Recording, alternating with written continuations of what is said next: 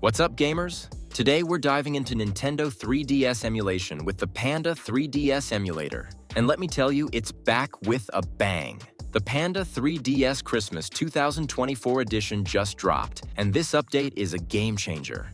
After a long silence, the devs have delivered a massive overhaul with insane new features, faster performance, and a slick new look. Whether you're an Android user or a PC gamer, this is the emulator to watch. Stay tuned as we unpack everything new and get you set up with Panda3DS.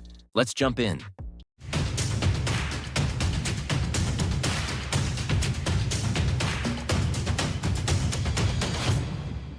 What's new in Panda3DS? Before we dive into the setup process, let's break down the biggest changes in Panda3DS Christmas 2024 edition in simple terms. Improved audio. Games sound better than ever. The emulator now supports AAC audio and lets you boost the volume above 100%, making every sound crisp and clear. Faster Android performance. If you're on Android, you'll love this. Panda3DS now runs smoothly on many devices, with full-speed gameplay on most modern phones. Fresh look on PC. The desktop version has a cleaner and easier-to-use interface. The settings menu is now super organized, making it simple to tweak graphics, controls, and more. New features. Translation support for multiple languages. Cheats and ROM patching made easy with new menus. Controller and motion control support for both desktop and Android. Better graphics. The emulator fixes old rendering issues and adds fog and lighting effects for a more realistic look. RetroArch compatibility. Prefer RetroArch?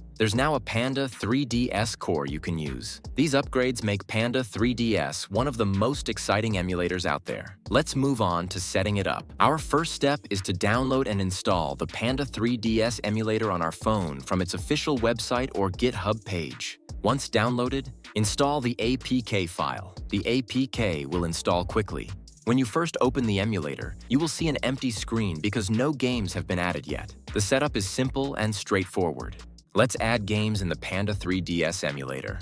To add games, click on the gear icon in the bottom right corner. Open the General Settings. Select the Games folder, then choose Import folder. Navigate to the location in your internal storage where your Nintendo 3DS games are stored. To give permission, click Use this folder and allow access. The emulator supports games in .3ds and .cia formats. Once that's done, go back to the main screen, and your games will appear in the library. Just tap to launch any game.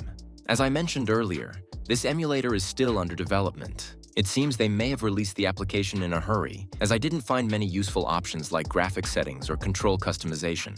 You will find some options such as swap screen, rotation. Panda3DS is still a relatively new emulator, but its performance is phenomenal. I'm getting over 100 FPS, which is impressive for an emulator at this stage. It handles most games smoothly, showing great potential despite being in the early stages of development. In the future, with more updates and optimizations, I believe it will become one of the top choices for emulating Nintendo 3DS games. As the development team continues to refine the emulator, if you have any questions, feel free to join our Discord server. Don't forget to like, subscribe, and hit the bell icon for more updates. Thanks for watching, and see you in the next video. Take care.